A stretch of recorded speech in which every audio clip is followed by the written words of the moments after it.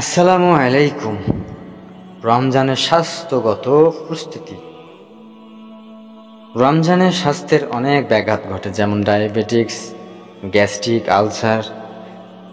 এই ধরনের ব্যাধি থেকে বাঁচার জন্য আগে থেকে যা প্রস্তুতি গ্রহণ করতে হবে। আল্লাহর রাসূল সাল্লাল্লাহু আলাইহি সাল্লাম শাবান মাস থেকেই রমজানের জন্য প্রস্তুত হতেন। তিনি শাবান মাসের অন্য মাসগুলোর তুলনায় বেশি রোজা রাখতেন, বেশি নফল ইবাদত করতেন। আব্দুল্লাহ ইবনে আবি কায়েস রাদিয়াল্লাহু থেকে বর্ণিত, রাসূলুল্লাহ সাল্লাল্লাহু আলাইহি ওয়াসাল্লামের কাছে অন্য মাসের তুলনায় শাবান মাসের নফল রোজা রাখা বেশি পছন্দনীয় ছিল। সুনানে আবু দাউদ 2101। আয়েশা রাদিয়াল্লাহু থেকে বর্ণিত, আমি আল্লাহর রাসূল সাল্লাল্লাহু আলাইহি সাল্লামকে রমজান ছাড়া অন্য কোনো মাসে প্রতিদিন রোজা রাখতে দেখিনি এবং শাবান মাসের চেয়েও বেশি নফল ইবাদত করা আর কোনো মাসে রাখতে দেখিনি। সহিহ বুখারী 1969। আমাদেরও কর্তব্য রমজান মাস আসার আগে রমজানের রোজা ও ইবাদতের জন্য মানসিকভাবে প্রস্তুত হওয়া, বেশি বেশি নামাজ পড়া, নফল রোজা রাখা, ছোট বড় জানা অজানা সব পাপের জন্য আল্লাহর কাছে ক্ষমা প্রার্থনা করা। গত রমজানের সফর, অসুস্থতা বা অন্য কোনো ওজরের কারণে ছুটে যাওয়া রোজাগুলো এখনও কাজা করা হয়নি।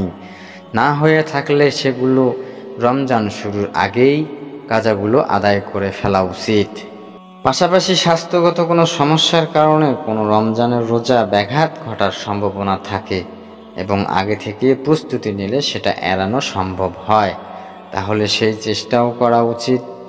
রমজানের যেন বিনা বাধায় আল্লাহর ইবাদত করার সম্ভব হয়।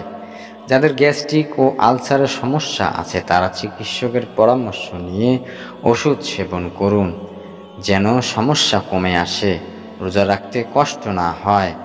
ডায়াবেটিক্সের সমস্যা থাকলে রমজানের আগে থেকেই খাবার দাবারের ব্যবহার সমাধান করুন।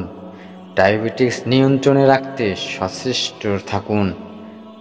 দিনের বেলা ওষুধ খাওয়ার রুটিন থেকে থাকলে ডাক্তারের পরামর্শ নিয়ে রমজানের আগে থেকেই ওষুধ খাওয়ার রুটিন পরিবর্তন করুন। রমজানে পৌঁছার তৌফিক প্রার্থনা করা। নবীজি সাল্লাল্লাহু আলাইহি সাল্লাম রজব মাস ও শাবান মাসের আল্লাহর কাছে রমজান পৌঁছার তৌফিক প্রার্থনা করতেন।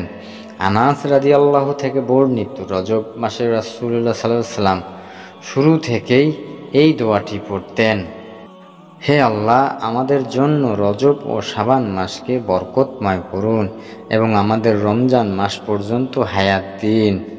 শাবান মাসেও এই দোয়াটি আমরা বেশি বেশি পড়তে পারি, যাতে করে আমাদের জীবনের বরকত চলে আসে এবং রমজানের রোজা রাখার কোনো ব্যাঘাত না ঘটে। তাই আমরা ওষুধের ব্যাপারে এবং ওজরের ব্যাপারে খুবই সংক্ষিপ্তভাবে সব কিছু বোঝার চেষ্টা করব এবং সেটাকে প্রতিকার করার নিয়তেই, রোজা রাখার নিয়তেই প্রতিকার করব। সকলকে ইবাদত করা তৌফিক দান করুক। জাযাকাল্লাহু খায়র।